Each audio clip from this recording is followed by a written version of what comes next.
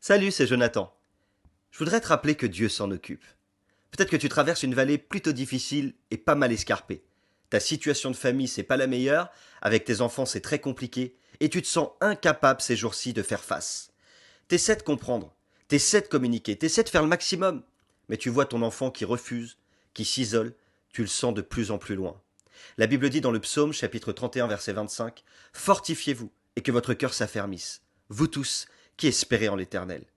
Je me rappelle d'un conseil que m'a donné un ami et qui disait toujours Jonathan, ton fils grandit. Lui, il avait déjà l'expérience que j'avais pas, et il me disait toujours passe un maximum de temps avec Manoach.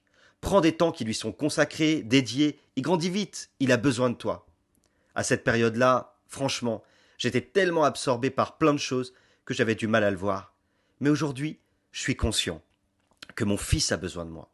Je suis conscient que j'ai besoin de passer du temps avec lui, de pouvoir construire, échanger, discuter. J'ai besoin de me mettre à sa portée et de le comprendre plus que jamais. L'enfance, l'adolescence, ça marque à jamais la vie de quelqu'un. Peut-être que ça semble évident pour certains, mais pas pour tous. Alors peut-être que si t'es comme moi, t'as besoin de te remettre en question et d'apprendre. J'ai beaucoup appris, j'ai beaucoup changé, et aujourd'hui encore je me remets en question.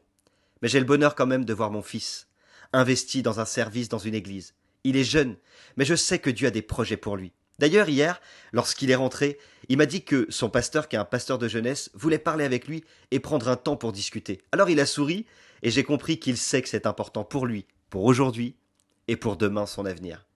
Je voudrais te donner quelques petits conseils ce matin. Ton enfant a besoin de faire ses propres expériences. C'est comme ça qu'un jour ou l'autre, il va sentir le besoin profond de s'approcher de Dieu. On voudrait tout contrôler, que tout se passe comme on a prévu, mais c'est pas toujours le cas. Une chose est sûre, quand on prie pour ses enfants, on sème dans leur vie. Quand on parle à ses enfants, on sème dans leur vie. Alors si tu vis une période où tu te sens vraiment impuissant face à une situation qui te dépasse, rappelle-toi que rien n'est impossible à Dieu. Confie-lui vraiment le poids qui pèse sur ton cœur, mets ton fils ou ta fille sur l'autel et laisse Dieu s'en charger. Alors je sais que tout ça c'est plus facile à dire qu'à vivre. Je sais aussi que peut-être ça fait longtemps que tu persévères et qu'à la force, t'en as marre, t'es découragé, parce que tu vois plus le bout du tunnel.